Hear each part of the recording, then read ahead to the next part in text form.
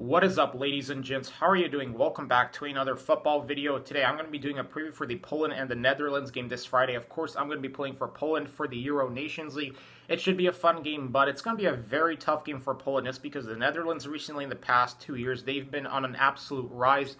And it looks like we could be seeing another Dutch golden generation, especially with Bergwijn, with De Jong, with Wijnaldum, with Van Dijk, with De Ligt, with, who else? Depay, I think I mentioned him, Promes. So yeah, the Dutch football team looks absolutely stacked with talent. And for Poland, it's going to be a difficult game just because we're going to be without Lewandowski for this game and then the Bosnia game.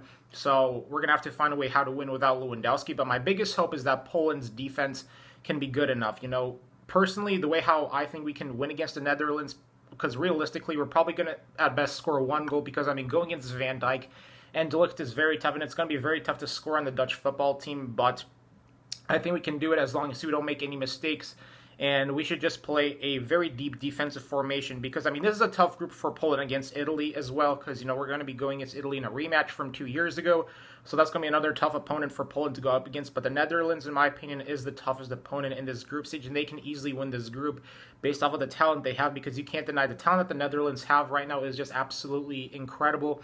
And they are really looking like contenders because, I mean, think about it. They just made it to the finals of the UEFA Nations League last year, and then they qualified for the Euros. They were able to, I mean, first of all, in the UEFA Nations League 2 years ago, they were able to survive the group stage between Germany and France, the recent defending World Cup champions. So it just goes to show that this Dutch team is for real. Like, they are for real. But realistically, man, if we can play a deep defensive formation and just stack up our box with 8 players and not give them any space inside our own box to exploit, then I think we have a great chance of winning against them maybe 1-0 at best because, I mean, we can easily lose this game because, I mean, knowing this Poland football team, I don't know what happened with this team in the recent games because recently watching this Poland team play has been absolutely frustrating in the UEFA Nations League. And, of course, in the qualifiers, we did well, but that's because I feel like we had a very, very easy schedule, and this is going to be a big test for Poland to see what they're capable of doing against the big teams, you know, the Netherlands, France. Well, I mean, we're not going to be going against France, but I'm just saying the Netherlands, they have definitely been one of the top rising, or the biggest rising European team recently in football. And it could be a scary game for Poland if we just make too many mistakes. Because, I mean, if we're going to be going against Depay, Depay, Promes, I don't know if Malen's going to be playing, but Bergwijn, because they're the fastest Dutch football players, and if they just easily hit us on the counter, then it can be really difficult for Poland to defend the counterattack because, I mean, the only good defender that I feel like we really have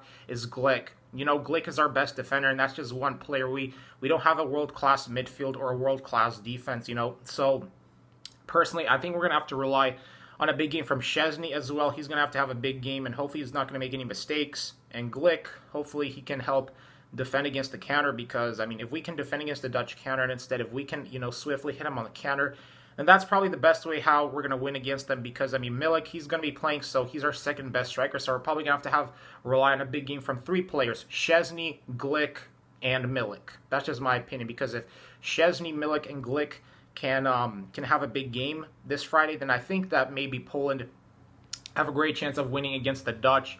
But hey, we'll just have to wait and see what happens. But this should be a really incredible game, and then we got the Nations League that's going to be here in 2 days. So yeah, the game before that, I'm going to be doing a reaction to the Spain and Germany game. That's going to be a heck of a game to look forward to. I'm going to definitely watch that game. But for this Poland and the Netherlands game, Poland hasn't really met the Netherlands much in recent football games. The only time we met them was like 4 years ago in 2016 where we lost 2-1 right before our Euro 2016 campaign. And I just feel like that hopefully this Euro Nations League can be our revival for Poland's football if everything goes well, if we're not going to be dealing with any injuries, and if our manager Brzęczek can get the tactics right, if we can find out a way how to, you know, just defend well, because defending is going to be key to getting a win against the Netherlands this Friday, even though it's going to be really impossible for us. Let's be honest here. The Dutch, if they can do well against Germany and France, then they can definitely win against Poland. So yeah, we could potentially lose this game 4-0 if we don't get our crap together because I really want to see this Poland team succeed, and I'm tired of seeing this team struggle because it's like right after Euro 2016, you see what makes Euro 2016 such a big thing for Poland fans is because this is the first time that in the 21st century that Poland did not flop at a tournament, because if you go back to the previous tournaments that Poland qualified for, whether it was the 2002 World Cup, the 2006 World Cup, the 2012 Euros, and the 2008 Euros, in those In those tournaments, Poland failed to get out of the group stage, and they just completely flopped. And then finally, at Euro 2016, Poland were able to get out the group stage and not flop, and we almost looked like Euro 2016 title contenders. If only we had beaten Portugal, who knows what could have happened, because we were just a penalty shootout away from advancing to the semifinals for the first time ever in a very long time. Unfortunately, we failed, and ever since then, this Poland team hasn't really been the same. You know, in the 2018 World Cup in Russia, we absolutely flopped. And then last year, 2 years ago at the Euro Nations League, we once again flopped. So I'm just hoping this year at the Nations League tournament, we're not going to flop. But hey, time will tell. So that's that. But if Lewandowski was playing, of course, it'd be much easier for Poland because it's going to be more difficult. But hey, since Lewandowski won the Champions League, he's going to be resting. And yeah, so big test for Poland to see how they can do without Lewandowski. But anyways, I think I'm done with this video because I got nothing much else to say here. But yeah, stay tuned for my football reaction videos. And as always, let's go Poland!